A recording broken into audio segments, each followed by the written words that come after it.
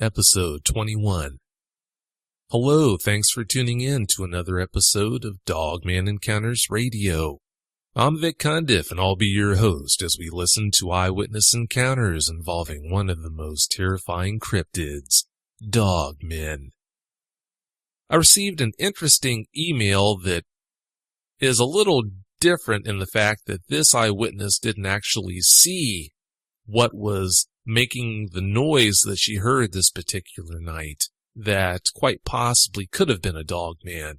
But nonetheless, it's a very interesting story that I wanted to share with you. The story reads, and I quote, "Hi, I wasn't sure whether to report this to you or not, as it was so long ago, but I can promise you every word is true. I didn't see a dogman, but I'm convinced, having read articles from your website, that I definitely heard one. I was about 13 or 14 at the time, so it was back in 1981 or 82. The previous weekend, my friends and I had watched An American Werewolf in London on video for my birthday. Werewolves had always fascinated and frightened me, so I pestered my parents to let me watch that video for my birthday get-together with my friends. I remember it scaring me in parts, but the thing that got to me the most was the howling noise it made when in the underground tunnel just before it attacked the man on the escalator. A few weeks after watching the video, my friend and I were walking to the youth club at Clow Hall School in Kids Grove, which was just over a mile or so from our homes. If the weather was okay, we would always walk to the club and then our parents would pick us up. It was a very dry, clear night, very cold, but no wind, etc. It would have been sometime around 6:30 p.m. We were busy talking, probably about boys or something, and we had just gotten to the part of the footpath where the houses had ended, and the road went over a disused railway line with a tunnel further up the track. The track is down below you at this point, by the way. I then heard a far-off but definite howl. I felt the hair on the back of my neck stand up, and I remember feeling very uncomfortable. I had stopped talking and was just listening for the noise again at this point. My friend was still talking. I asked her if she had heard anything, and she said, "Heard what?" I was convinced it was just my imagination and shrugged it off. We walked further and carried on talking. I heard the same howl again, but this time much closer. I looked at my friend and said, "Tell me you heard that." She had gone quiet. We looked at each other and she said, "Yes." We both stopped talking but carried on walking, albeit slightly quicker. I still remember how it made me feel. My heart was pounding, and I remember looking round but could see nothing. The footpath now had woods either side of it. It didn't sound like any dog I had ever heard, and it certainly wasn't a fox. It sounded exactly the same as the howling noise from the film. My friend said, "I think we should walk a bit faster." I said, "I think we better run," and we did. We ran as fast as we could, all the time hearing the howls, and they were getting closer each time we heard them. We sprinted the whole length of that path, which must have been a quarter of a mile, and I was terrified the whole time.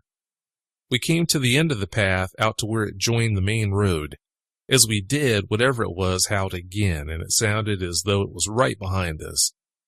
We didn't stop running until we got to the youth club. Just thinking about it now still gives me the chills, and to this day I hate going out in the dark. I've never heard anything like it since, and to my knowledge, no one else has ever heard anything either. I really have no idea what it was, and I never saw anything, but my gut feeling tells me it could have been a dogman, even though there are none reported here in the UK. End of quote. I hate to break the bad news to you, but there are.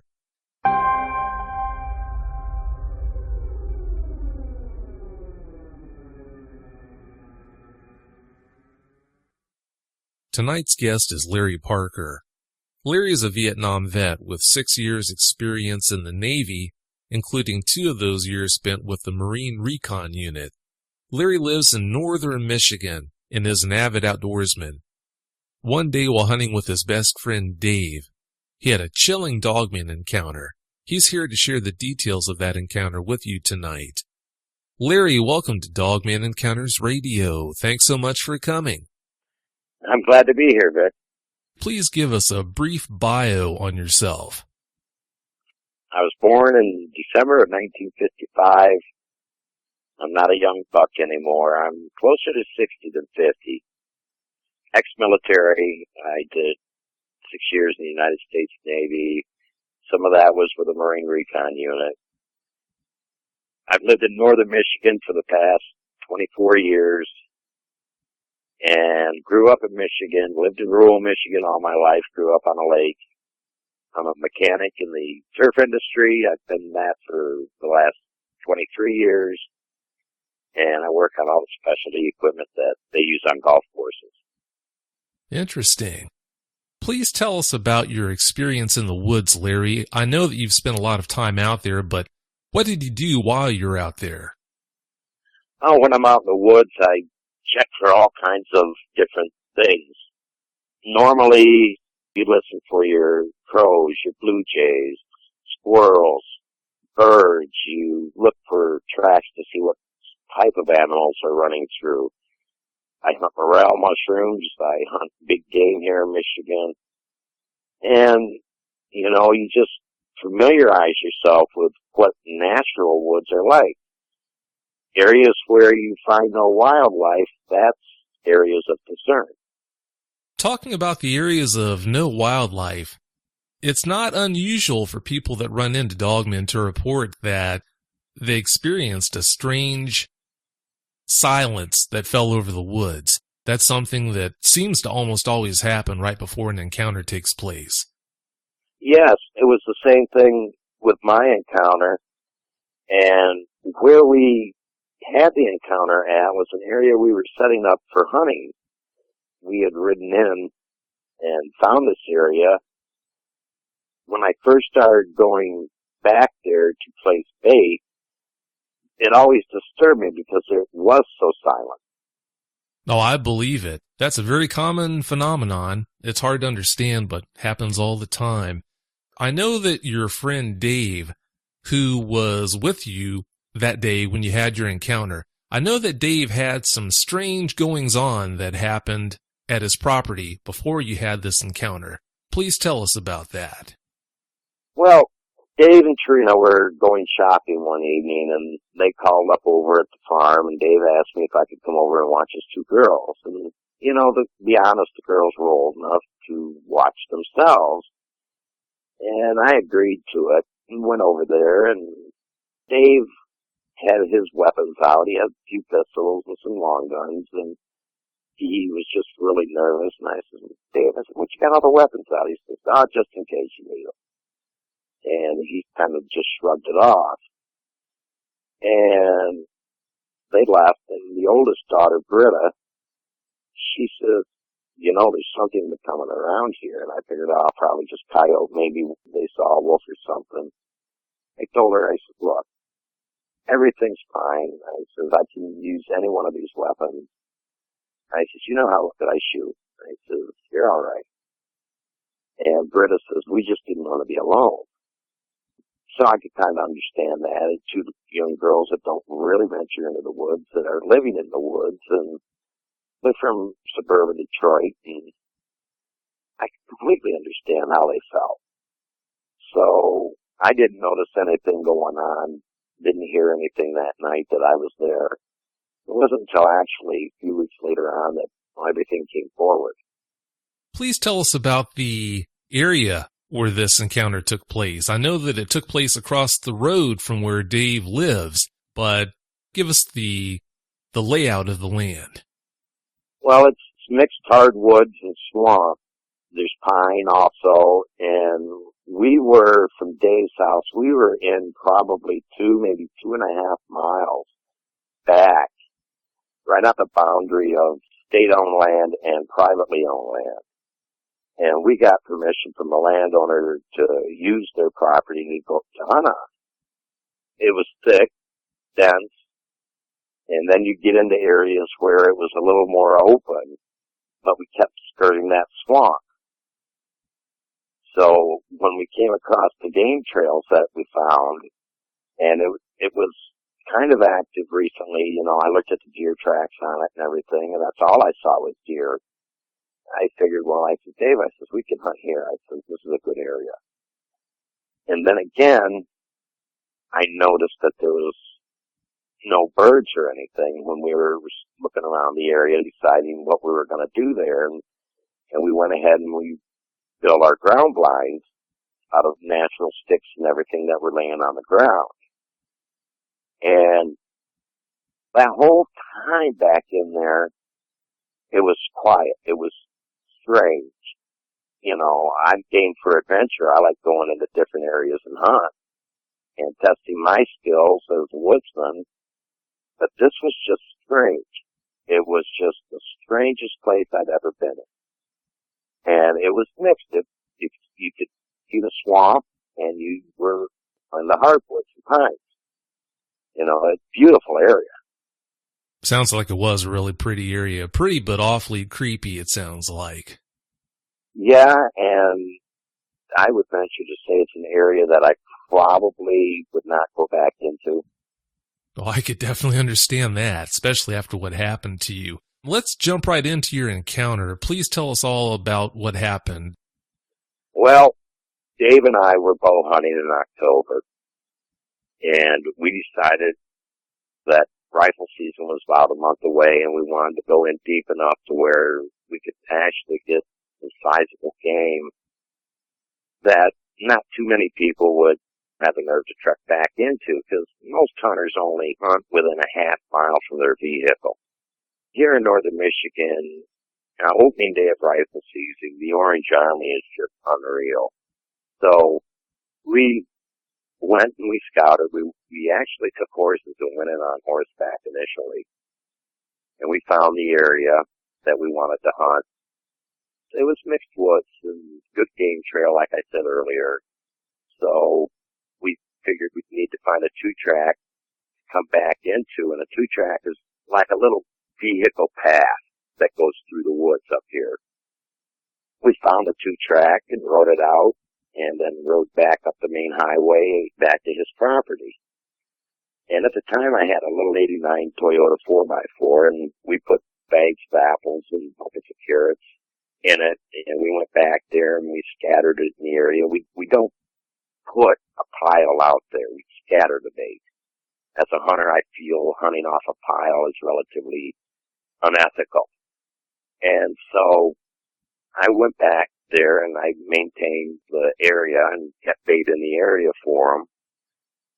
And every time I went back in there, it was like I felt like I was being watched, like something was there. And I'd taken binoculars with me, and I'd look through my binoculars and try and see what's going on. And I'd get up into the bed of my pickup and look.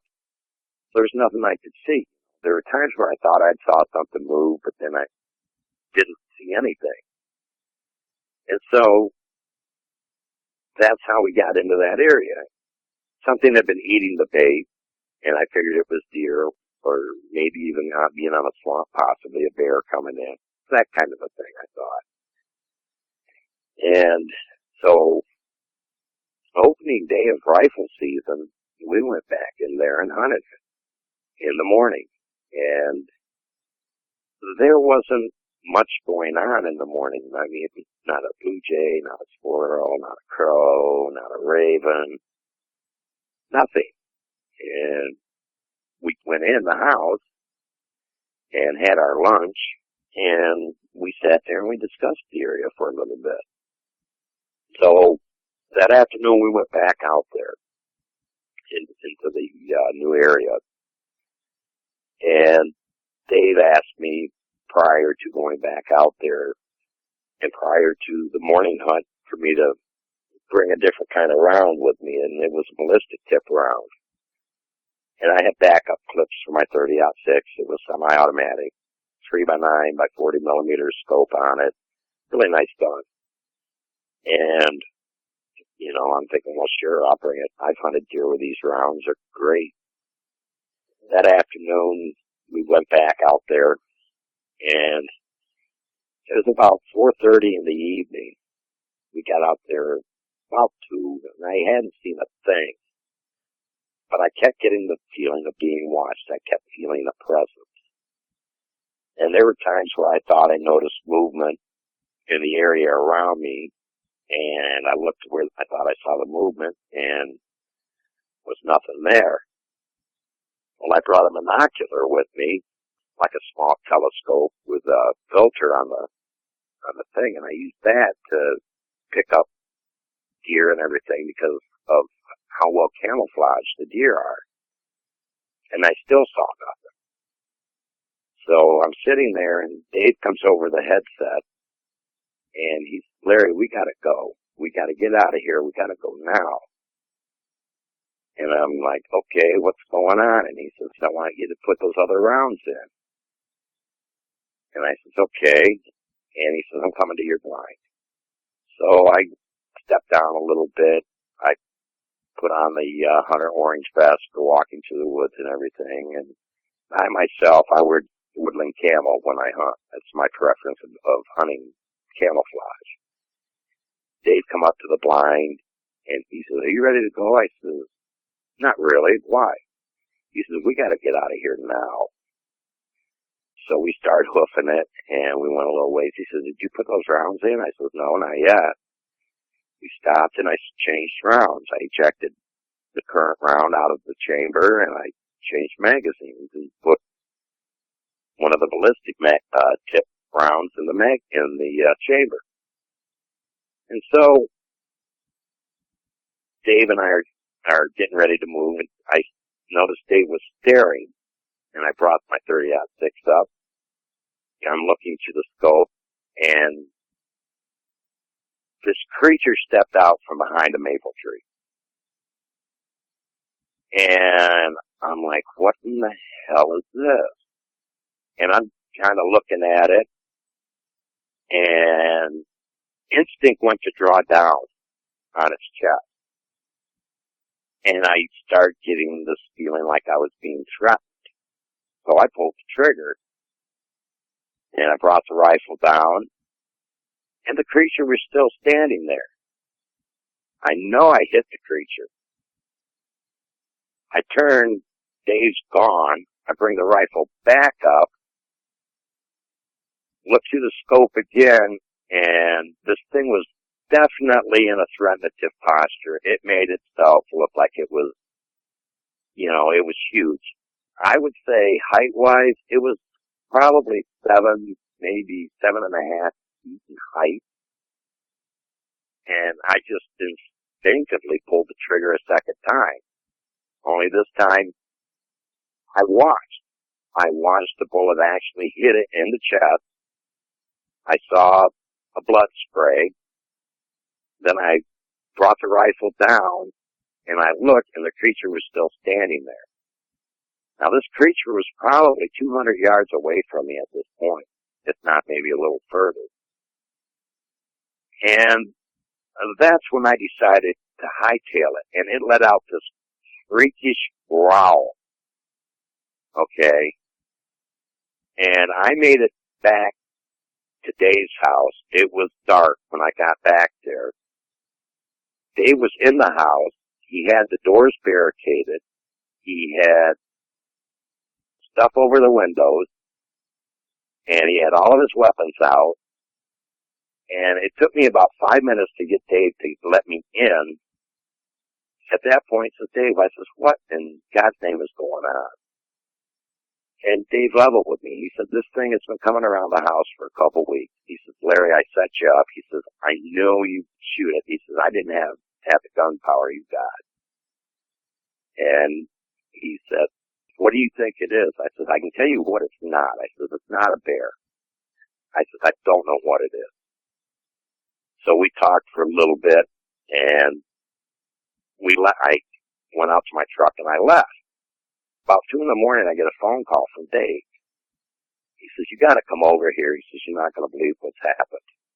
I said, oh, come on, man. It's 2 in the morning, Dave. He says, Larry, he says, I'm not pulling your leg or anything. He says, you got to get over here. He says, this thing came up. He says, and the horses they got attacked. He says, the lean-to was tore up. And he says, you've sewn up the horses before. He says, bring your suture kit. Because I've got one of these packs that I've got ready. If I got to get up and go, I can get up and go. And a suture kit's part of my first aid kit in this pack. So I get over there, and I look at the horses, and I couldn't believe what I saw. You could actually see 4 distinct claw marks in the hind haunches of one, and 3 distinct claw marks in the neck of another. And I know from experience and studying big cats that this was not an attack by a big cat. Maybe on one horse, seeing how it was up by the neck. But on the rear haunches of the other one, I doubt it, because a big cat comes down from a top and attacks from behind. And it goes around the neck, and it goes to bite through the neck and sever the spinal cord and bring the animal down. That's how they take down an animal. But on top of this, the lean-to that he and I had built was just ripped to shreds. And, you know, I looked at Dave. I said, yeah, I can sew up your horses and that. I said, I can do that for you. I said, what has been going on? And they told me about it. Britta actually saw the thing looking in the window.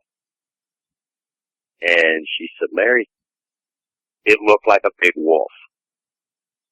She says, as a little girl, I remember the Little Red Riding story, she says, and seeing in the books. And she says, it looked like a big wolf. And I says, okay, that's interesting. And within a couple of weeks, well, actually it was a week, Dave and Trina had packed up everything they owned, moved to Tennessee, and put their house up for sale because of this. Now, even today, when you go back into where their house is, you still have that feeling you're being watched.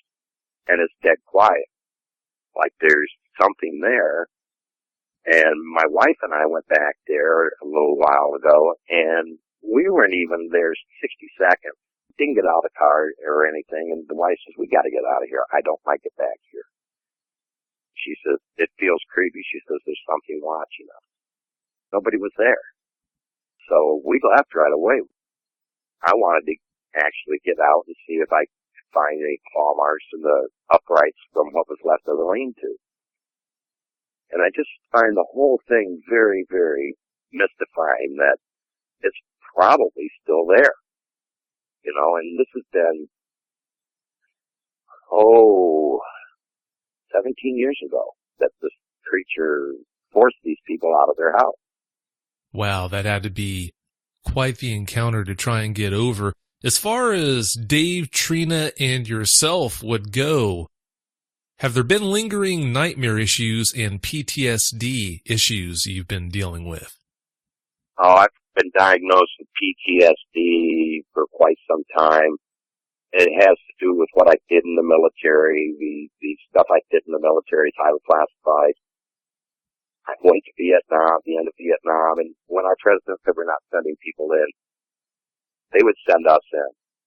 And I'd never been allowed to reveal anything that I did. But that's where my PTSD came in. And, you know, it may be that my training and what I went through might be the reason I'm still alive. You are not the average Dogman encounter eyewitness. That goes without saying. If it had to happen to someone, I'm so glad that you did have the training that you obviously brought to the table. That's about the only good thing that can be said about that. Moving forward, what do you have to say about people that go out actively looking for dogmen, knowing now what you know about them? This is a creature of unknown strength, unknown capabilities, unknown temperament, and they've got to leave it alone. They're messing with a hornet's nest is what they're doing. Oh, I'd say they are. How good of a shot are you, Larry? Let's put it this way. My record speaks for itself, and in the United States Navy, I experted out in marksmanship of both small arms and long rifles. Wow, that's really impressive. I heard you say that you specifically hit it in the chest with the second shot that you fired, but with the first shot, is that where it hit as well? That's where I was aiming at, was right dead in the chest. The type of round I use will disintegrate a Chevy engine block. And I had shot deer with it, and it makes a mess out of a deer when you shoot a deer with it. And I figured that round would be a down-and-out round, but it had no real effect on this creature. I mean, it apparently it just passed through it, is what I think. That's a scary thought. When you were out there and Dave asked you to put the magazine with the ballistic tip ammunition into your 30-06, did that throw up some serious red flags, making you wonder what in the world was really going on, or what? Yeah, there was some real serious flags that went up the minute he mentioned me bringing them. And he kind of blew it off to me as, well, look how dense it is out there. You might want to just take those. You know, you might see a deer in down deep in the swamp, and he says, those rounds will go through a tree. And he says, it'll take down a deer. He says, I've seen you do it. And so I figured, well, yeah. And then when he was in panic mode, as I put it, I mean, the man was as white as a sheet of paper. That's when I really got suspicious. And when he finally broke down and told me he was setting me up to take this creature down, I knew then that he had seen it, he had encountered it, and was terrified of it. When you found out that he had set you up for this encounter because he didn't feel as if he was capable of handling this on his own, did that put a strain on your relationship after the fact? Yeah, and I was kind of glad that they moved to Tennessee because, you know, it made me feel like he betrayed a trust. Had I known that he wanted really to try to hunt this thing down and go in there with high-powered rifles, that would have been a whole different story. I mean, I'd have used a different rifle that was a bigger caliber and harder punching.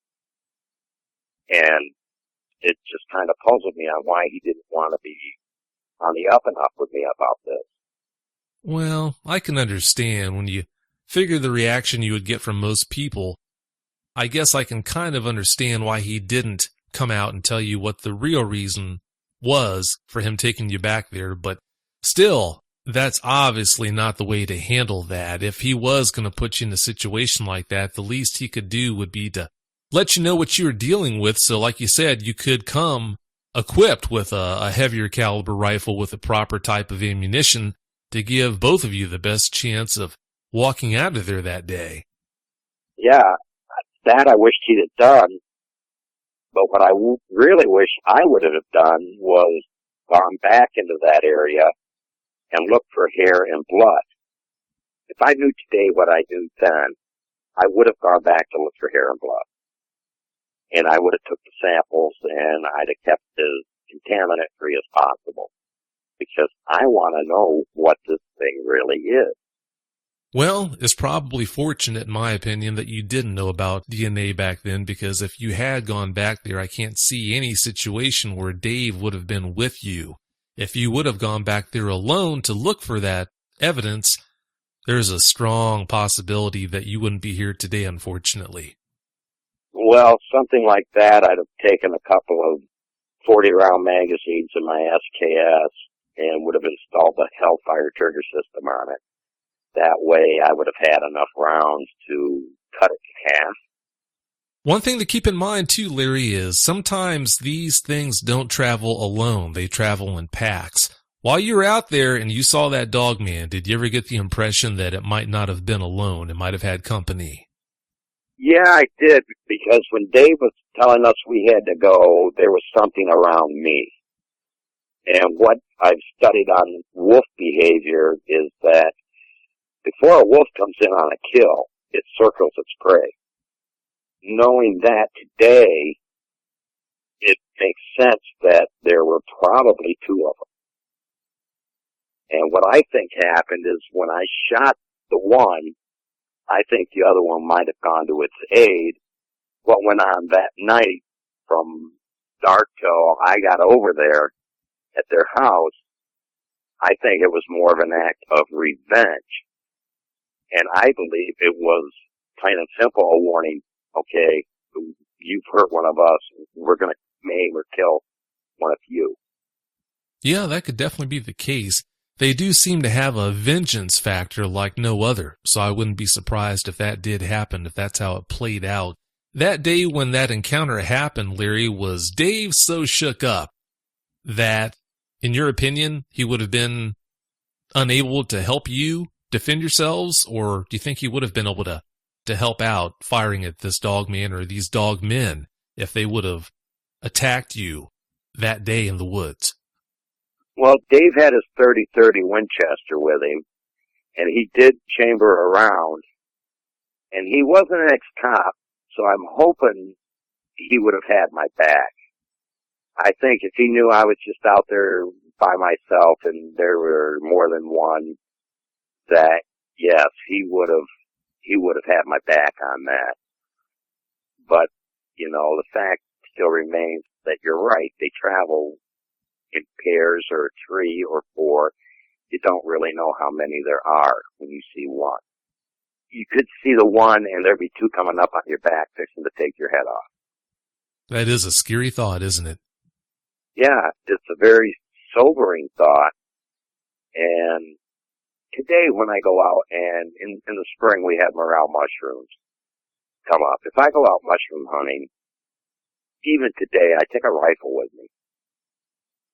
And it's just knowing what I know. And it's knowing the areas that I go in and the feelings I get. Recently, my wife and I went into an area and I put it out on the internet. We had an encounter with something out there. I'm not quite sure what it was. And in one of the photographs, you could almost make out a creature kind of camouflaged by the shadows. So I know there's a lot up here. And this area that we went over by was by the Manistee River. And legend has it that it all began over by the Manistee River. Yeah, that wouldn't surprise me. I know there's been no shortage of action with dogmen by the Manistee. It's unfortunate that you had to find out the hard way about their presence, though. Changing topics here, you mentioned that you already had lingering PTSD issues from your experience in the military, but have there been problems with nightmares and so on directly related to that encounter that you had as well? I wouldn't really call them nightmares. I've had dreams that have woken me up and I've been in a sweat. But the one dream that I keep having that reoccurs is where it's looking in my bedroom window. That's the one and only dream that really reoccurs that bothers me. They did a sleep study on me because I was having problems sleeping, and they found out my brain don't shut down. And I think that's due to the reason of that encounter in the woods. You know, I think my subconscious has stayed on high alert for all these years. How far do you live from where that encounter took place? Oh, let me think here. I live about 9 miles from it. 9 miles. Understand, I'm not sure if you knew about this, but just in case you didn't, I want to bring something to your attention. There's a strange phenomenon where these things, it's not uncommon for them to follow eyewitnesses home, where someone will see one, and then normally before too much time has elapsed, they'll see that one or one like it around their home. Do you think that maybe that's kind of coming into play here, where it might have followed you home somehow? Well, at the time that this happened, I own a 40-acre farm on Fife Lake Road. And ironically enough, that farm's about 2 miles from where I'm sitting right now. And nothing came up and really bothered my animals or chickens or anything. But I think part of the reason it didn't follow me to my home was the fact I was in a vehicle. And I believe that the traffic on this 131 is heavy enough that it covered my tracks and it couldn't scent me. That's kind of what I believe. There's no doubt in my mind that something followed us to Dave's house. I had that whole feeling that something was following when I was going through the woods back to his house. And when I left, I felt like there was something out there. But as to whether or not, you know, it wanted to bring revenge against, let's call myself the trigger man, or against Dave, I have a feeling that Dave might have done something prior to this that brought all of this on. But to this day, I don't know what that might have been. I hope he didn't do anything foolish that might have brought that on. Speaking of Dave's house, Larry, you mentioned when you went back there with your wife to take a look around, within 60 seconds you got that strange feeling and everything. What's the history of that house or that property after that encounter, after Dave and Trina sold it and moved off? Do you know if anyone ever did wind up moving back into it, or did it just lay vacant? Well, somebody had brought in a great big mobile home, and the day we were back there was nobody there. And I still don't really see any movement of track. From what I understand, the property is sold and resold multiple times. Well, I can definitely understand why that happened. I don't know. I haven't taken the time really to find out who bought it, track them down, and interview them to see if they had any occurrences back in there. And I think that's something I'm going to have to go to the county clerk and look up and find out, and maybe make some phone calls. After what happened that one day, I'd be astonished if anyone that moves into that property did not have problems. So that would just make sense that it would be hard for anyone to stay there for any period of time. Now, shifting gears for a little bit, Larry, when Dave approached your blind that day when you were out there hunting, did he ever come clean on that and admit that maybe he had seen that Dogman and that's why all of a sudden out of the blue he was in so much of a hurry to get out of there? No, he just kept saying that there's something out here, there's something out here.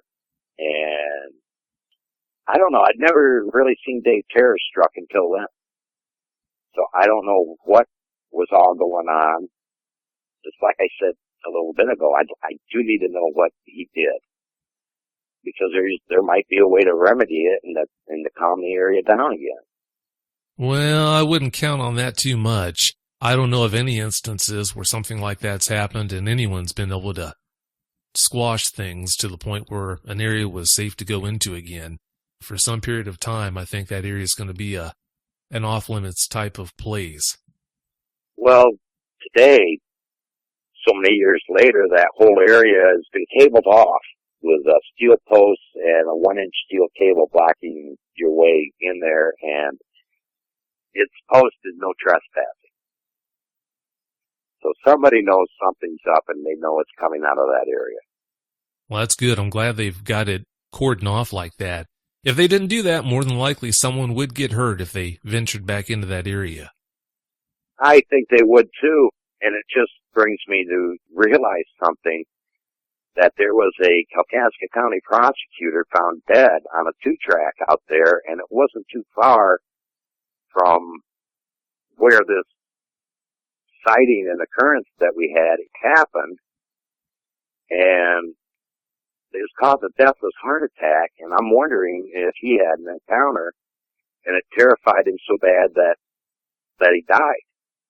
I wouldn't be surprised. Everything that goes bump in the night is not Dogman, of course, but given the history of that area, I wouldn't be surprised if unfortunately that did play out that way. Yeah, it's within 15 miles of Sigma, which was another hot spot at one time. And it's almost like it's within the range. I believe these Dogman creatures operate within a range. You know, like a bear or a big cat. A big cat, they claim, might have a 250-mile range that it roams, or a 100-mile range. That's what I think goes on with these Dogman creatures, is they operate within a specified range. Oh, sure. I think you're onto something there. And something else that during the time that happened and now I've done is all the sightings here in Michigan, I've been plotting them on a Michigan map. And I'm noticing that it travels like a east-west, north-south range. But ironically enough, it's along major corridors, major highways, interstates, and There it would have ample food from roadkill and what have you, and it may all make sense to me that these areas are still wooded. It's got the food. They're probably still in that area. Oh, I'm sure they are. Yeah, it's funny how they've got all that room to roam, but they stay so close to us. But like you said, we do offer so many sources of food for them, whether you're talking about the roadkill you just mentioned or people leaving out trash that's so easily accessible. It only makes sense that they would hang around us like they do. Yes, and I've seen the photos of them in town. There's one that comes to mind where it was standing by a lamppost. And that was taken back in the 30s. And it was odd that that photo was shot the same year that a gentleman up in the UP shot a giant wolf. And I came across that photo and I put it out on the internet, this wolf. And, I mean, granted, this one wolf gutted weighed 183 pounds. So if it was entirely intact, it'd be over 200-pound wolf from tip to toe, standing upwards with 7 feet 11 inches in height. And the top of its head was 12 inches across. It makes me think that maybe people had seen that type of a wolf years ago, and when it went upright on its hind legs surveying its prey, that some of the Dogman sightings from the 30s and the 20s and prior to that may have been these big wolves. You know, I've heard it postulated that a lot of these sightings that happen today are just cases of misidentification. Someone saw a timber wolf that stood up on its back legs, but I never have bought into that. I think it's just something just totally different from that. The creature that you saw that day, could there have been any way that it was a timber wolf that was standing up on its back legs, or was its morphology and dimensions different so that you know as a fact it could not have been a wolf? No, there's no doubt in my mind that it was not a wolf.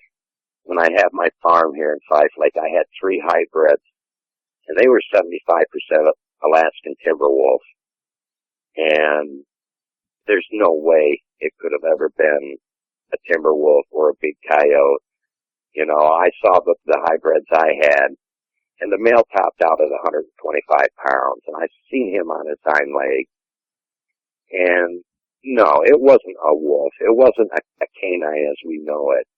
This is something that's new. This is something that's completely different than anything I've ever experienced with wolves and things of that nature. Like you just hit on, when a wolf stands up or a dog stands up, they obviously have a different build, totally different build, when you view them front on, for example, than a human would. Could you describe how what you saw that day looked when you were looking at it head on? It was upright. Its front arms or legs were similar, but not totally like a man, you know, a human.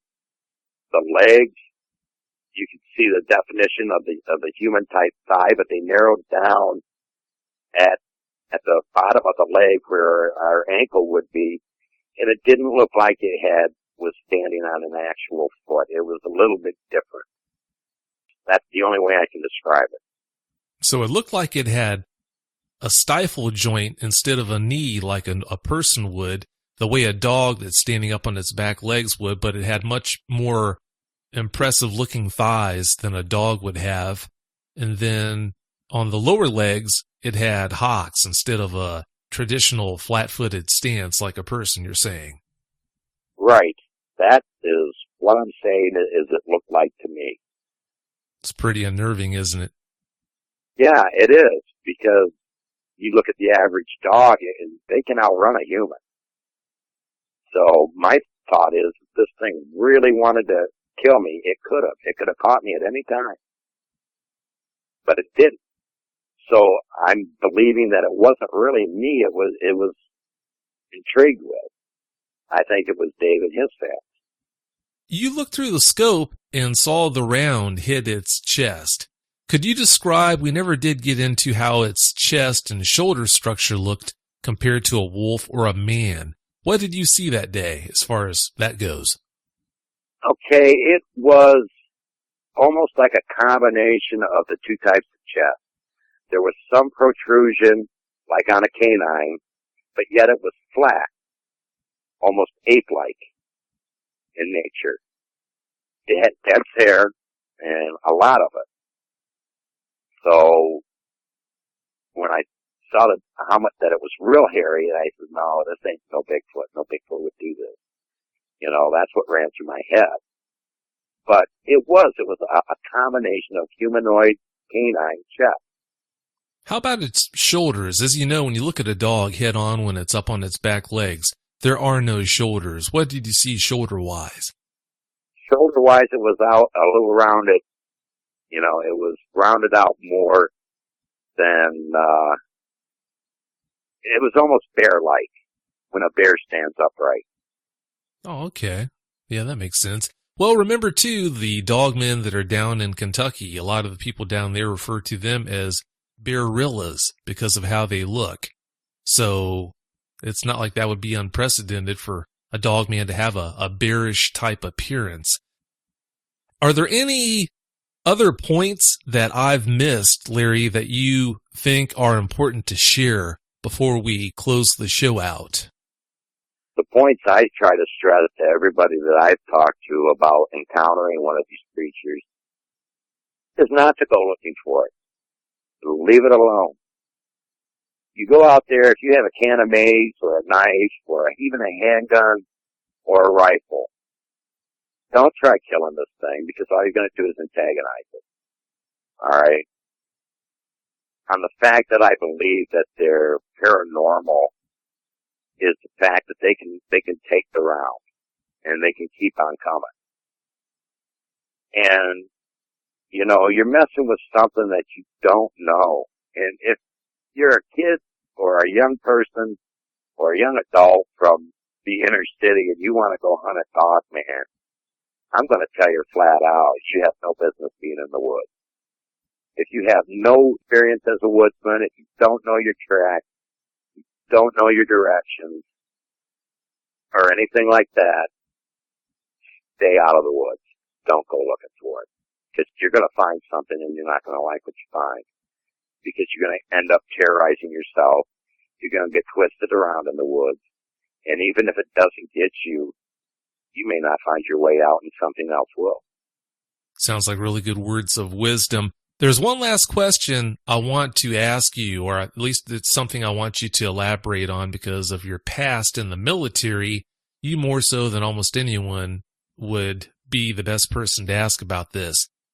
We're talking about these people that are going out looking for something that they really don't know anything about, putting themselves in a very precarious position in the process. Could you explain the purpose of recon, the importance of good recon in the military, in a military situation, to the audience? The purpose of good recon is having the knowledge of your enemy, knowing your enemy's movements, knowing where it's at, that type of thing. If you're going to try to hunt this creature, go into the area, take out 10 or 12 game cameras, and see if you can't come up with a strategic plan rather than just, okay, I'm grabbing my can of mace, I'm grabbing my gun, I'm going out there. No, you need to know what you're up against. You need to know what your odds are of survival. You know, there's just too many factors that are involved with hunting this type of a creature. You know, it'd be like almost trying to hunt a human that is out to kill you or you kill it.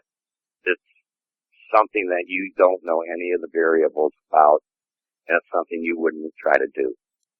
I can't tell you how much I appreciate you coming on, sharing the details of that encounter as well as all that wisdom. I really do appreciate it. It's my pleasure, Vic. I know a lot of people out there probably have seen my posts on Facebook and that, and think maybe I might be somebody who's just blowing smoke about this. They need to realize I've had the experience. I'm not a young person. I'm closer to being a senior citizen than anything else. And that they have to use extreme caution. I can't stress that enough. Recon and extreme caution if you're going to attempt to hunt. But what I'd like to see is I'd like to see one of these creatures captured alive. And we'd be able to study it and learn more about it. I would love to be able to find a nesting area and be able to videotape what they do, how they move, what their habits are. I mean, there's just too many unknowns about the Dogman. Thanks again, Larry, so much for coming on. I really appreciate it. It was my pleasure, Vic, and I hope that a lot of people will take my words of caution on this creature. Oh, I hope so, too. Don't be a stranger, okay? I will not be a stranger. As a matter of fact, I'm working on getting some night vision, and this summer I'm going to go back out to that area by the NFC and see what I can see goes on in the nighttime. Well, if you do that, I hope you watch your 6 closely. Oh, I'm going to cover my 6 completely. Good man. Well, thanks again, Larry, and have a great night.